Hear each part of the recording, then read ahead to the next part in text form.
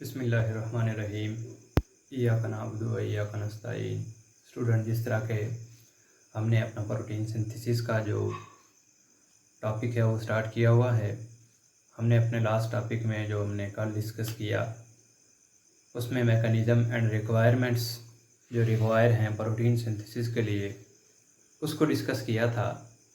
तो उसमें जब रिक्वायरमेंट्स को हम डिस्कस कर रहे थे तो हमने वहाँ पे देखा कि 20 टाइप्स के अमीनो एसिड्स रिक्वायर हैं या प्रेजेंट होते हैं साइटोप्लाज्म में। और फिर हमने वहाँ पे एक बात की कि they are in active form. जो अमीनो एसिड्स असल में वहाँ पे पड़े हैं ये इन एक्टिव फॉर्म में हैं। और फिर ये तो इन एक्टिव फॉर्म में हैं वहाँ पे पड़े हुए, लेकिन फिर किया जाता है इनको पहले एक्टिवेट किया जाता है और फिर प्रोटीन सिंथेसाइजिंग फैक्ट्री जो है राइबोसोम उन तक इनको पहुंचाया जाता है। हम कहते हैं कि हमारे पास अगर बात की जाए तो जो अमीनो एसिड्स हैं आर प्रेजेंट, इसका पूल जो है वो साइटोप्लाज्म में पड़ा है, लेकिन सारे के सारे ही इनएक्टिव फॉर्म में प्रेजेंट हैं। हम कहते हैं कि amino acids are inactive form in cytoplasm. Amino acid क्या हैं? Inactive form. अमीनो एसिड्स हैं कहाँ पे पड़े हैं बच्चे? साइटोप्लाज्म में पड़े हुए हैं। और किस फॉर्म में हैं? इनएक्टिव फॉर्म में, या इनएक्टिव हम इसको स्टेट कह लें। इस स्टेट में हमारे पास ये पड़े हुए हैं। अगर ये हमारे पास बच्चे इनएक्टिव स्टेट में हैं तो ये तो कोई काम जो है, अगर कोई भी चीज़ हमारे पास इनएक्टिव स्टेट में है वो कोई भी फंक्शन अपना परफॉर्म नहीं कर सकती। तो फिर इनको फिर क्या किया जाता है? पहले इनको एक्टिवेट किया जाता है, एक्टिव फॉर्म में लाया जाता है। हम कहते हैं कि हमारे पास 20 अमीनो एसिड्स हैं। फिर हम ये बात करते हैं कि हमने ये बात की कि अमीनो एसिड जो हैं ये प्रोटीन सिंथेसाइजिंग करवाते हैं। हम कहते हैं कि amino acid do not alone, ठीक है, अकेले ही नहीं जाते। किसके पास?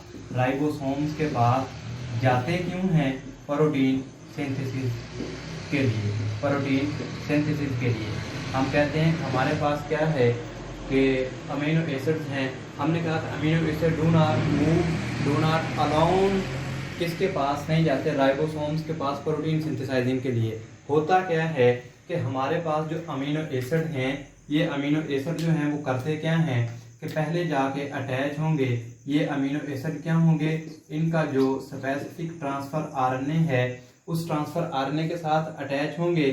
फिर ये ट्रांसफर आरएनए इनको लेके राइबोसोम के पास जाएगा और फिर जो राइबोसोम है क्या करेगा? प्रोटीन जो सिंथेसाइजिंग है वो काम होगा। ठीक है, हमने यहाँ पे देखा है कि अमीनो एसिड एक तो इनएक्टिव स्टेट में है उसके अंदर साइटोप्लाज्म के अंदर, ठीक है।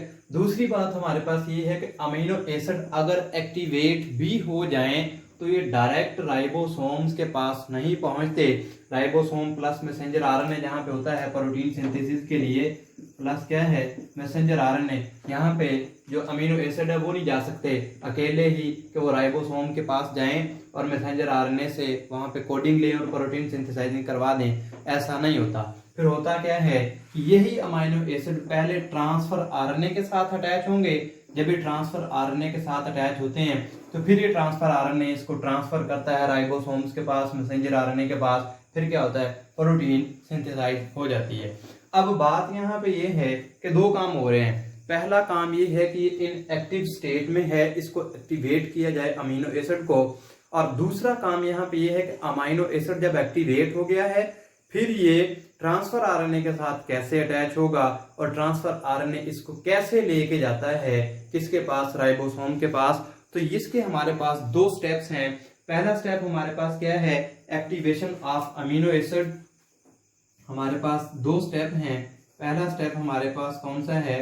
एक्टिवेशन ऑफ अमीनो एसिड्स, ठीक है। और दूसरा स्टेप हमारे पास कौन सा था? ये जो जब अमीनो एसिड एक्टिवेट हो गया तो फिर उसे वो आगे लेके जाता है।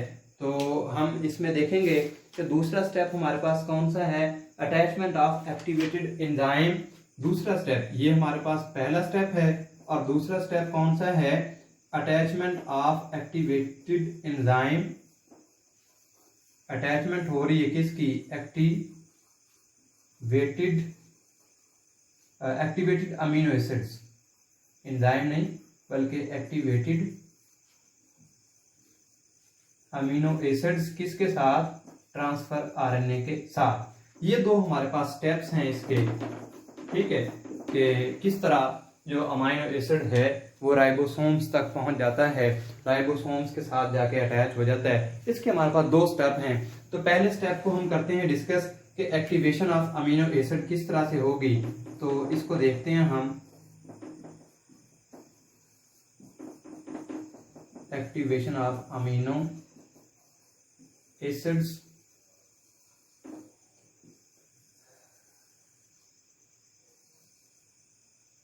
चलिए, पहला स्टेप है हमारा एक्टिवेशन ऑफ अमीनो एसिड। तो जब एक्टिवेशन ऑफ अमीनो एसिड है, हम इसमें ये कहते हैं कि अमीनो एसिड में जो साइटोप्लाज्म है उसमें 20 या 25 किस्म के हमारे पास अमीनो एसिड हैं। एटलीस्ट 20 अमीनो एसिड हैं जो क्या करते हैं, प्रोटीन सिंथेसिस में अपना रोल प्ले कर रहे हैं। अब ये हमारे पास 20 टाइप्स के जो अमीनो एसिड हैं ये सारे के सारे किस्में हैं इनएक्टिव फॉर्म में। फर्ज करें हमारे पास जो इसका पूल है, अमीनो एसिड का पूल, हम कहते हैं कि 20 हमारे पास अमीनो एसिड हैं कहाँ पे, साइटोप्लाज्म के अंदर हैं, और सारे के सारे क्या हैं, इनएक्टिव फॉर्म में हैं या स्टेट में हैं। अब जब ये इनएक्टिव स्टेट में है तो इनको क्या किया जाएगा, इनको पहले किया जाता है एक्टिवेट किया जाएगा। इनको क्या किया जाता है, एक्टिवेट किया जाता है इन अमीनो एसिड्स को। और एक्टिवेट यहाँ पे करने के लिए इनके पास एक एंजाइम होता है जिसको हम कहते हैं अमीनो एसाइल सिंथेटेज। यहाँ पे एक एंजाइम है, ठीक है, एंजाइम यूज हो रहा है इनएक्टिव को एक्टिवेट करने के लिए, जिसको हम कह रहे हैं अमीनो एसाइल सिंथेटेज। एंजाइम है अमीनो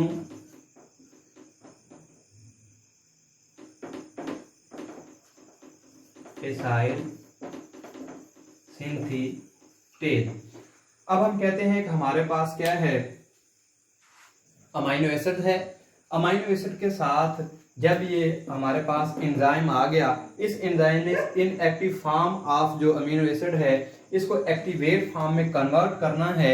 ये जो हमारे पास है इसके साथ एक और चीज आएगी, एटीपी आ जाएगी।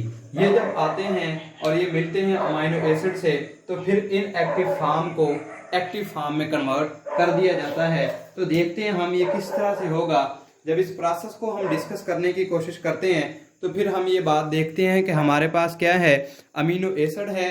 अमीनो एसिड किसके साथ मिलता है, अमीनो एसाइल एंजाइम के साथ। हम यहाँ पे देखते हैं कि चलें, यहाँ पे हम देख रहे हैं इसे,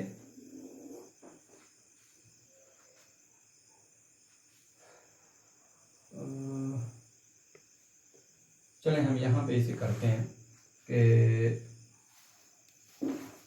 ये हमारे पास अमीनो एसिड है प्लस यहाँ पे क्या होगा, एंजाइम्स होंगे, ठीक है, और इसके साथ क्या मिलेगा, एटीपी मिलेगा और ये आगे कन्वर्ट हो जाएंगे, एटीपी के साथ मिलेंगे और एटीपी के साथ मिलके आपस में आगे क्या होंगे, कन्वर्ट हो जाएंगे।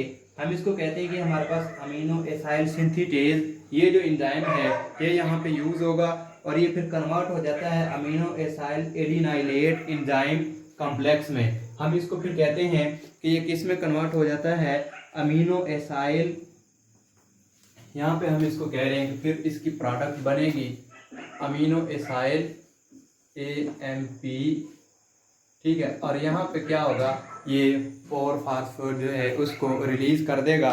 तो हम इसके बारे में कहते हैं कि हमारे पास क्या है, अमीनो एसाइल AMP एंजाइम। हाँ, इसके साथ जो है ये सारे का सारा क्या है, हम इसको कहते हैं कि ये amino acyl adenylate enzyme complex बन गया है। इसको हम क्या कह रहे हैं, एडिनोसाइलेट, ठीक है। इसको फिर हम वो भी कह सकते हैं एडिनोसिन मोनोफास्फेट है हमारे पास, जो एनर्जी की एक फॉर्म है। इसको हम कह रहे हैं हमारे पास क्या है, अमीनो एसाइल एडिनाइलेट, ठीक है। ये जो बना है हमारे पास क्या है, ये तो हमारे पास वही आ गया ना, ये था हमारे पास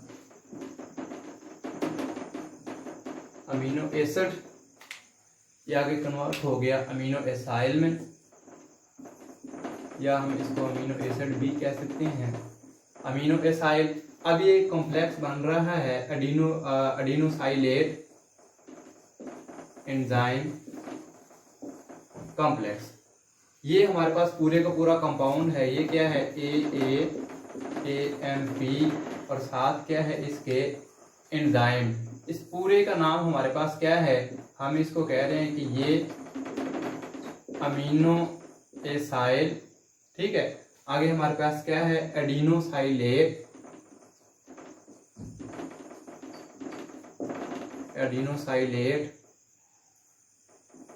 एंजाइम कॉम्प्लेक्स। ये चीज हमारे पास बन गई। जब हमारे पास हमने कहा कि इनएक्टिव फॉर्म में अमीनो एसिड है, इस इनएक्टिव फॉर्म अमीनो एसिड के साथ एंजाइम मिलता है और एटीपी एंजाइम कौन सा है, ये जो अमीनो एसाइल सिंथेटेज। यहाँ पे एंजाइम कौन सा यूज हो रहा है, हम इसको कह रहे हैं कि ये अमीनो एसाइल सिंथेटेज एंजाइम है जो यहाँ पे यूज हो रहा है इस हमारे अमीनो एसिड को, इस एंजाइम सबस्ट्रेट जो कॉम्प्लेक्स हमारे पास बन गया है, जिसको हम कह रहे हैं कि amino acyl enzyme adenosylate enzyme complex हमारे पास बन गया है। फिर हम इस कॉम्प्लेक्स के बारे में बात करते हैं कि हमारे पास क्या है, the reaction product amino acyl adenylate. इसको हम असल में एडिनोसिन मोनोफॉस्फेट भी कह सकते हैं, जो अमीनो एसाइल है। हम यहाँ पे बात कर रहे हैं ना कि हमारे पास अमीनो एसाइल है, इसको हम वो भी कह सकते हैं एडिनोसिन मोनोफॉस्फेट जो AMP है, बल्कि हाँ जी एडिनोसिन मोनोफॉस्फेट, और ये साथ इसका क्या बन गया है, कॉम्प्लेक्स बन गया है।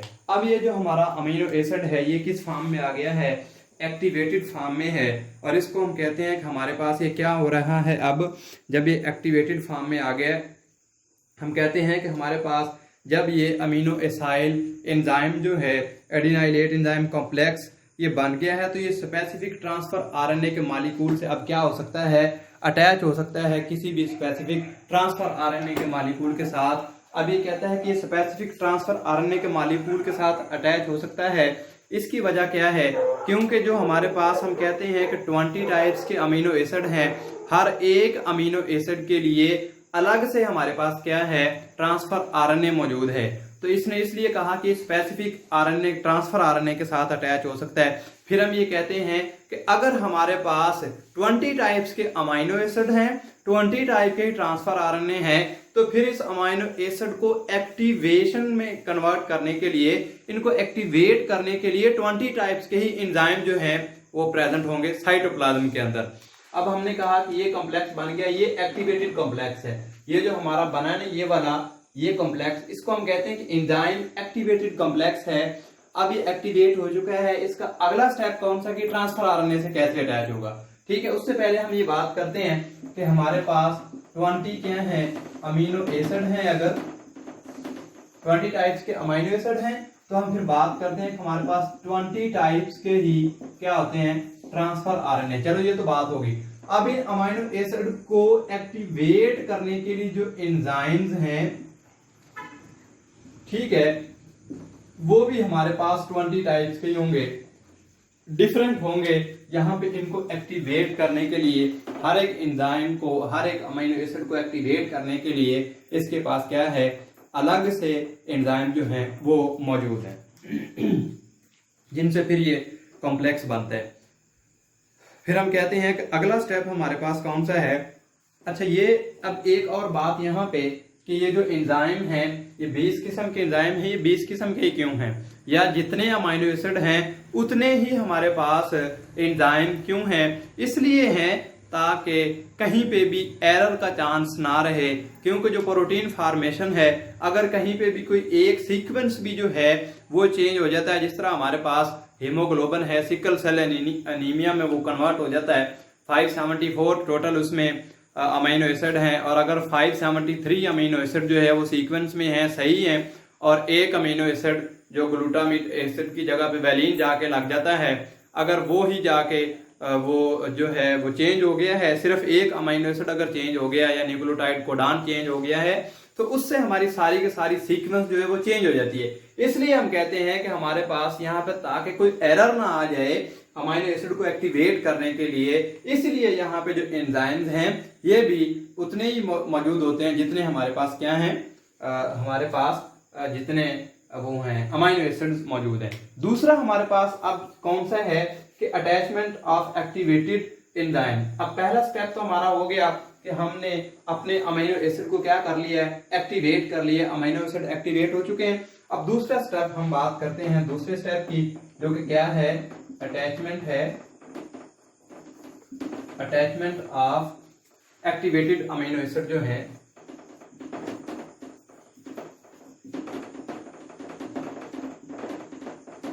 अमीनो एसिड्स किसके साथ, ट्रांसफर आरएनए के साथ।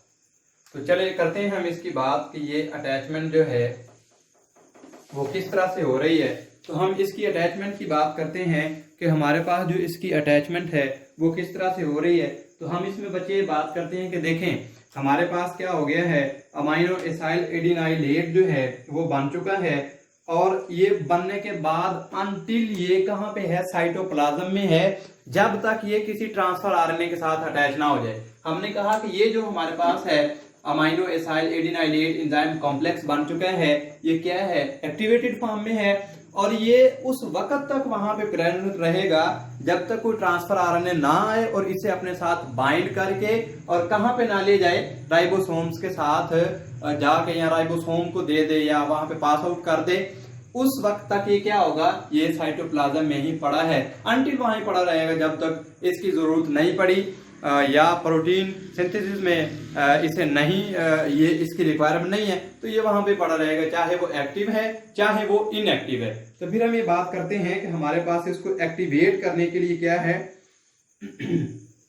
तो ट्रांसफर आरएनए जो है फिर इसको रिकॉग्नाइज करता है, DHU लूप जो है ट्रांसफर आरएनए का, हम कहते हैं कि डाईहाइड्रोयूरिडीन।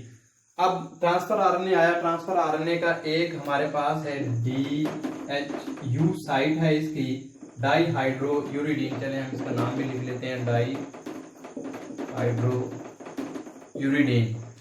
अब ये क्या है, ट्रांसफर आरएनए की साइट है, ट्रांसफर आरएनए की ये साइट है। इस साइट ने क्या करना है, ट्रांसफर आरएनए की क्या है, ये साइट है। इस साइट ने बच्चे पहले क्या करना है, रिकॉग्नाइज करना है, किसको रिकॉग्नाइज करना है, इसने इसको अमीनो एसिड को रिकॉग्नाइज करना है, पहले अमीनो एसिड को। क्यों रिकॉग्नाइज करना है अमीनो एसिड को, ताकि कोई भी रॉन्ग अमीनो एसिड जो है वो ट्रांसफर आरएनए के साथ आके अटैच ना हो जाए। पहले फिर इसके पास जो डाईहाइड्रोयूरिडाइन ट्रांसफर आरएनए की साइट है एक, वो उसको पहले जाके चेक आउट करती है कि जो हमारे पास अमीनो एसिड है हमें यही रिक्वायर है या कोई दूसरा अमीनो एसिड रिक्वायर है। चेक किस तरह से होगा कि अमीनो एसिड के ऊपर जो सीक्वेंस लगी है वो ही उसकी जो एंटी कोडान है, हम कहते हैं कि एंटी कोडान ट्रांसफर आरएनए में प्रेजेंट होते हैं। अब जो कोडान प्रेजेंट हैं, फर्ज करें कि हमारे पास इसकी हम बात कर लें कि ये हमारे पास क्या है, हमारा अमीनो एसिड है, और इसमें क्या है हमारे पास, हम कह लें कि एडेनिन है, साइटोसिन है और ग्वानिन है। ये हमारे पास, हम इसकी बात की कि ये हमारे पास अमीनो एसिड का सीक्वेंस है या कोई भी कोडान है, तो इसका एंटी कोडान, अगर इसका क्या होगा, एंटी कोडान जो कि रिकॉग्नाइजिंग साइट है, इसका एंटी कोडान क्या होगा, एडेनिन है, तो यहाँ पे क्या आ जाएगा, यूरासिल आ जाएगा, और अगर साइटोसिन है तो फिर यहाँ पे ग्वानिन आ जाएगा, ठीक है, और अगर हमारे पास ग्वानिन है तो फिर यहाँ पे क्या होगा, साइटोसिन आ जाएगा। ये अब हमारे पास क्या है, ये एंटी कोडान है, एंटी कोडान जो कि ट्रांसफर आरएनए के ऊपर प्रेजेंट है। ये एंटी कोडान जाते हैं और जाके इसको क्या करते हैं, रिकॉग्नाइज करते हैं इस साइट को। अब अगर कोई ऐसा ट्रांसफर आरएनए है या अमीनो एसिड है जिनकी ये साइट ही मैच नहीं कर रही, जो आपस में बांड ही नहीं बना सकते, वहां पे फिर अटैच नहीं होता, तो ये जो ट्रांसफर इसकी आरएनए की साइट है DHU डाईहाइड्रोयूरिडीन, वो असल में ये चेक कर रही होती है कि इसके कोडान और एंटी कोडान आपस में अगर मैच करते हैं, इनकी बॉन्डिंग होती है तो ठीक है, वरना इसे क्या कर दिया जाता है, रिजेक्ट कर दिया जाता है। तो फिर हम ये बात कहते हैं कि यहाँ पे और क्या होगा, फिर हम ये बात करते हैं बच्चे, हमारे पास यहाँ पे इसके पास फिर ये प्रोसेस है कि हमारा ये जो कॉम्प्लेक्स बना है ये फिर आगे जाकर ट्रांसफर आरएनए के साथ अटैच हो जाता है और ये अमीनो एसिड ट्रांसफर आरएनए जो है बना देता है। अब देखें हमारे पास जो कॉम्प्लेक्स था वो कौन सा है, वो कॉम्प्लेक्स है हमारा ये, और साथ क्या है AMP, साथ क्या है हमारे पास बच्चे एंजाइम। अब ये किसके साथ मिल रहे हैं, हम कह रहे हैं कि ये अब मिलेंगे ट्रांसफर आरएनए के साथ। जब ये ट्रांसफर आरएनए के साथ मिलेंगे तो बनाएंगे क्या, आगे हम देखते हैं कि अब इन्होंने क्या बना देना है कि अमीनो एसिड का और ट्रांसफर आरएनए का जो कॉम्प्लेक्स है उसकी फॉर्मेशन हो जाएगी। हम इसमें कहते हैं कि हमारे पास अब होगा क्या कि यहाँ पे अमीनो एसिड ट्रांसफर आरएनए बन जाएगा, ठीक है, साथ वो AMP वगैरह जो है वो रिलीज हो जाएगी। अब यहाँ पे क्या होगा कि ये AMP रिलीज हो जाएगी, एंजाइम रिलीज हो जाएंगे और बॉन्डिंग किस किस के दरमियान होगी, इसके दरमियान और इसके दरमियान। अब ये कॉम्प्लेक्स बनाएंगे, ये होगा अमीनो एसिड कॉम्प्लेक्स किसके साथ बन गया, ट्रांसफर आरएनए के साथ।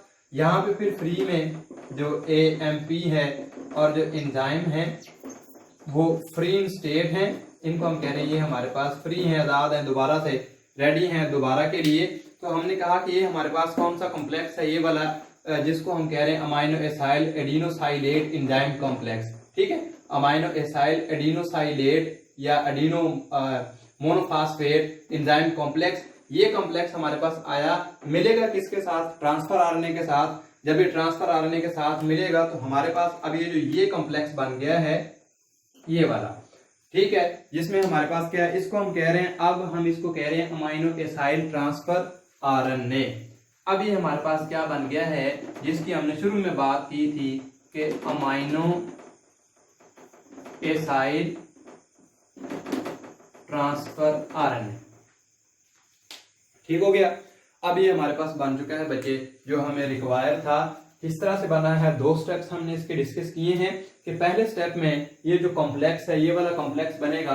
कॉम्प्लेक्स किस लिए बनेगा कि ये जो एंजाइम अमीनो एसिड है ये इनएक्टिव फॉर्म में है, एंजाइम और ATP के साथ मिलते हैं तो एक्टिवेटेड फॉर्म ये है, एक्टिव हो गए। जब ये एक्टिव हो गए, नेक्स्ट स्टेप इसका क्या है कि जब इसकी एक्टिवेटेड फॉर्म आ गई है वो किसके साथ अटैच हो, वो किसके साथ अटैच होगी, ट्रांसफर आरएनए के साथ। तो ट्रांसफर आरएनए के साथ अटैच होगी, बना देती है अमीनो एसाइल, ये अमीनो एसाइल है, amino acyl transfer RNA complex इसने बना दिया है। साथ में इसने क्या किया है कि जो हमारे पास वो हैं एंजाइम और AMP जो है उसको रिलीज कर दिया गया। फिर हम ये बात करते हैं कि हमारे पास जब ये बन गया है अब इसका काम क्या है।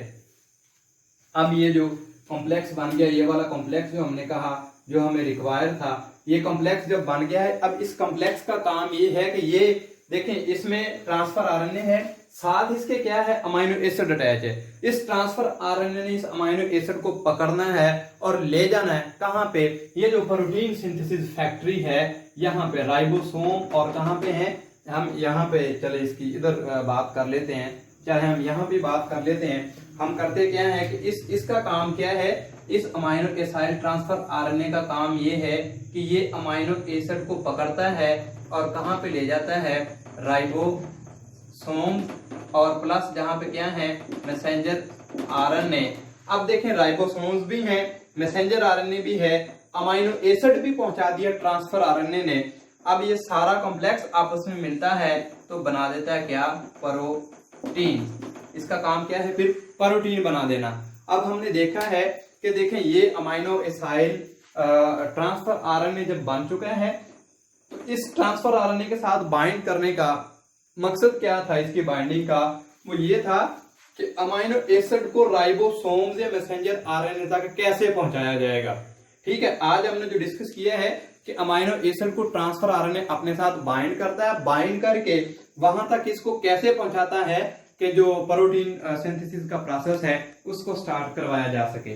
तो फिर हम इसमें एक ये भी बात कहते हैं कि हमारे पास जो है हाँ, हमने एक बात की थी कि स्पेसिफिक एंजाइम है स्पेसिफिक अमीनो एसिड्स के लिए। जिस तरह हमारे पास एक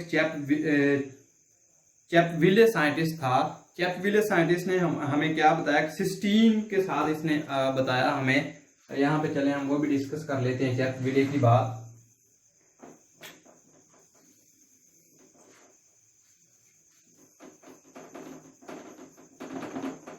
चैपविले ने हमें बताया कि जिस तरह हमारे पास क्या थी, सिस्टीन, ठीक है। अब जो हम ये बात कर रहे थे ये वाली 20 अमीनो एसिड एंड 20 एंजाइम चाहिए, वो यहाँ पे है स्पेसिफिक इसने बात की कि सिस्टीन है। सिस्टीन को फिर यहाँ पे एंजाइम होना चाहिए। ये हमारे पास अमीनो एसिड है, इसको एक्टिवेट करने के लिए एंजाइम होता है, और एंजाइम इसको एक्टिवेट करने के लिए इसके पास जो एंजाइम है, हम कहते हैं कि ये जो सिस्टीन है अटैच होती है ट्रांसफर आरएनए के साथ।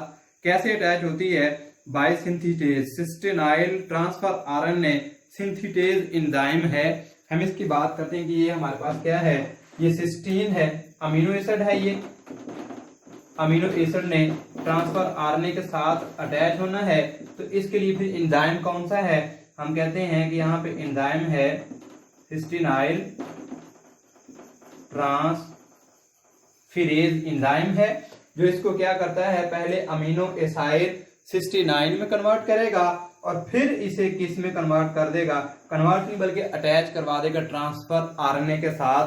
तो ये इसका काम था। फिर हम कहते हैं कि हमारे पास ये जो सीक्वेंस बनता है, बाद में हम ये कहते हैं कि हमारे पास जो अमीनो एसाइल सिंथेटेज एंजाइम है, ये क्या करता है, अमीनो एसाइल सिंथेटेज एंजाइम, जो हमने यहाँ पे बच्चे बात की है ना, अमीनो एसाइल सिंथेटेज एंजाइम जो है, ये वाला जो हमने यहाँ पे अमीनो एसाइल सिंथेटेज एंजाइम जो यूज किया है, इसका एक और फंक्शन बाद में डिस्कवर हुआ, जिसमें साइंटिस्ट ये कहते थे कि ये चेक पॉइंट भी है, ये चेक आउट भी करता है कि जो अमीनो एसिड है, ये जो एक तो इसका काम ये था कि अमीनो एसाइल सिंथेटेज का काम ये कि इसको एक्टिवेट करवा दिया अमीनो एसिड को। दूसरा इसका यहाँ पे ये बताया गया है कि ये जो अमीनो एसाइल सिंथेटेज कॉम्प्लेक्स है, ये जो एंजाइम है, इसका काम ये है कि ये करेक्ट अमीनो एसिड को आइडेंटिफाई करता है, ये चेकआउट करता है कि अगर कोई बाय मिस्टेक जो है, अगर इसके साथ कोई ऐसा अमीनो एसिड या रॉन्ग अमीनो एसिड या रॉन्ग इंफॉर्मेशन के अकॉर्डिंग कोई अमीनो एसिड अटैच हो गया है, उसको वहां से रिमूव करवाता है ये एंजाइम जो है, और उस जगह पे जो उसके मुताबिक एडजस्ट होने वाला है, जो कोडिंग के मुताबिक एडजस्ट होने वाला अमीनो एसिड है, उसको ला के वहां पे खड़ा कर देता है और उसको वहां पे अटैच करवाता है। तो ये हमारे पास इसके फंक्शंस थे।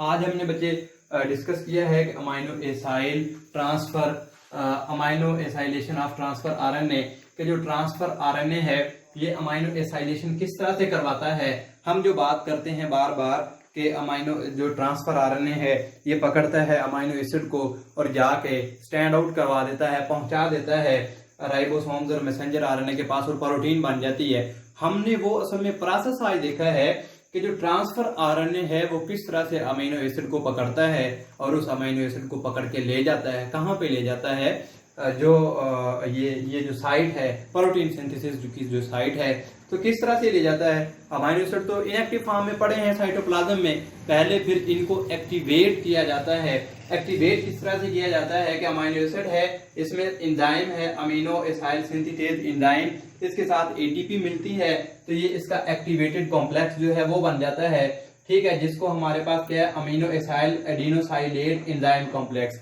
अब ये क्या है, एक्टिवेट फॉर्म है, एक्टिवेटेड कॉम्प्लेक्स है। फिर इस एक्टिवेटेड कॉम्प्लेक्स का अगला स्टेप क्या था, दूसरा स्टेप ये था कि जो एक्टिवेटेड अमीनो एसिड हैं उनको ट्रांसफर आरएनए के साथ अटैच किया जाए, ताकि ट्रांसफर आरएनए इनको लेके अमीनो राइबोसोम्स के पास पहुंच जाए। तो फिर क्या था इसमें कि ये इसके पास फिर आइडेंटिफिकेशन साइट्स होती हैं, जो पहले आइडेंटिफाई करता है, फिर ट्रांसफर आरएनए जो है वो इस कॉम्प्लेक्स के साथ ट्रांसफर आरएनए की बॉन्डिंग बनती है। हमारे पास अमीनो एसाइल ट्रांसफर आरएनए जिस तरह की हमने वहां पे बात की वो बन गया। अब इस ट्रांसफर आरएनए और अमीनो एसिड दोनों साथ साथ हैं। ये ट्रांसफर आरएनए इसको पकड़ता है, राइबोसोम्स और मैसेंजर आरएनए के पास लेके चला जाता है, ये फिर प्रोटीन बना देते हैं, ठीक है। ये प्रोटीन बनना तो अभी हमारा बाकी है, हम इसके स्टेप्स देखेंगे, लेकिन आज हमने देखा है कि अमीनो एसिड जो है वो किस तरह से पहुंच जाते हैं राइबोसोम्स के पास। और दूसरी बात, इसके हमने जो अमीनो एसाइल सिंथेटेज के फंक्शंस के बारे में पढ़ा कि इसके ये फंक्शन है कि चेक आउट करता है कि जो रिक्वायर्ड अमीनो एसिड है ये वही है या कोई रॉन्ग है। अगर रॉन्ग है तो उसको जो ट्रू अमीनो एसिड है उसके साथ रिप्लेस कर दिया जाता है। Thank you very much.